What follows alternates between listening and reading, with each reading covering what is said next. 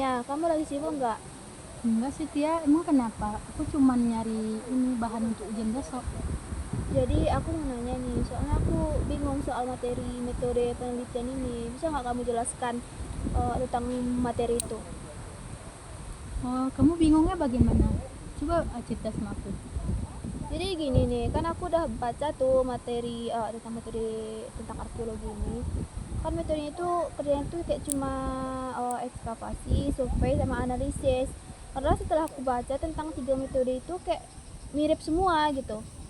Oh gitu ya, jadi Tia, oh sini aku jelasin pelan-pelan ya. Jadi kalau survei itu di arkeologi itu merupakan tahap awal, kayak detektif gitu. Jadi kita tuh harus cari letak artefaknya itu di mana.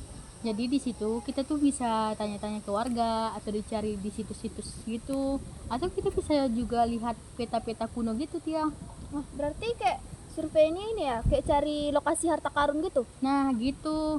Jadi selesai biasanya kita melakukan survei, itu tuh baru ke ini melakukan ekskavasi, yang dimana di situ merupakan proses penggalian situs, dan proses penggalian itu harus dilakukan secara teratur, nggak main-main gitu. Jadi di situ tuh kita harus tahu letak tanahnya dulu, berapa ke dalam tanahnya. Pokoknya harus dicatat secara detail ya. Wah, berarti kalau misalnya udah ditemukan artefak nih, itu tuh kayak harus dibersihkan sama diteliti ya. Nah, itu masuk tahapan ketiga, yaitu analisis. Yang dimana kita tuh harus menganalisis artefaknya, biar kita tahu berapa umur artefaknya, berapa apa bentuk artefaknya, dari bahan apa, terus apa kegunaan artefak tersebut.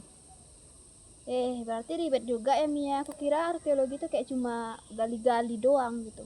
Ya nggak gitu Tia. Sebenarnya yang lebih ribet itu di bagian labnya. Kalau di bagian lapangannya ya termasuk yang mudah ya.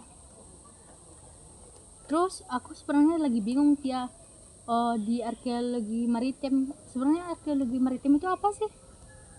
Nah, sebenarnya kalau arkeologi maritimnya hampir sama aja sih sama metode penelitian yang kamu jelaskan tadi. Cuma kan bedanya kalau arkeologi maritim ini lokasinya di laut.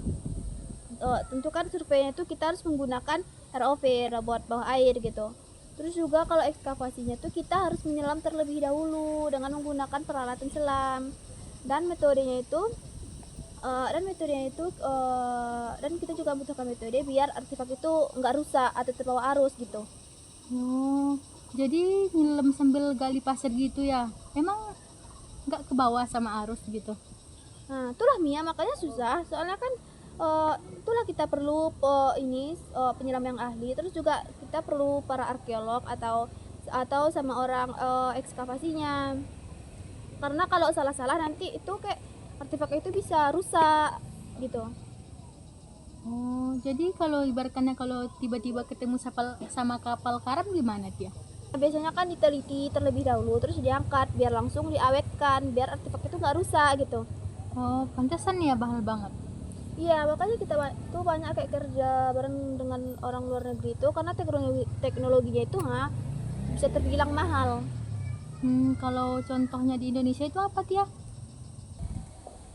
Banyak loh Mia, itu tuh kayak kapal karam Belitung, terus juga Tuban, terus juga ini runtuhan perahu tradisional di pesisir Sumatera. Karena kan Indonesia ini terkenal dengan arkeologi maritim, jadi peninggalan di dasar laut itu emang banyak. Oh, wah berarti Indonesia ini udah mirip kayak India